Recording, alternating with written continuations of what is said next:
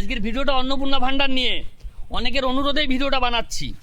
শুনছি নাকি যারা চাকরি করে তাদের বউকে অন্নপূর্ণা ভাণ্ডার দেবে না।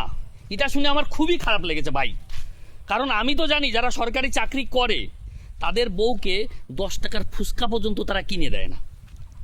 এমনকি যদি একটা বউতে একটা শাড়ি চায় তখন বলে কি, তো তোমাকে আগের বছর পুজোর সময় শাড়ি দিইনি। এর থেকে বস আমি বলতে পারি, যারা রাজমিস্ত্রি কাজ করে বা মাঠে কাজ করে তারা বাজার থেকে আসার সময় বইয়ের জন্য 20 টাকার ফুচকা, চপ, সিঙ্গাড়া এগুলো নিয়ে আসে, চাউমিন, কিন্তু চাকরিওয়ালা লোক কোনো দিন আনবে না, এটা কোনো দিন আনবে না, এটা আমি জানি। তা আমি বস একটা কথা বলতে চাই আমাদের মুখ্যমন্ত্রীকে, যে আপনারা কোনোভাবে এত বড় অন্যায় করবেন না।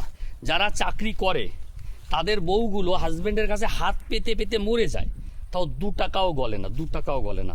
ওর থেকে যারা মাঠে কাজ করে বা অন্য পেশায় আছে তারা কিন্তু তাদের বউকে যত্ন করে এবং টাকাও দেয়, হাত খরচা হিসেবে দেয়। আপনারা এত বড় অন্যায় করবেন না, প্রয়োজনে কাউকে দেবেন না, কিন্তু এই চাকরিওয়ালা বউদের যদি আপনারা এই অন্নপূর্ণা ভাণ্ডার না দেন, বড় সর্বনাশ হয়ে যাবে গো, বড় সর্বনাশ হয়ে যাবে।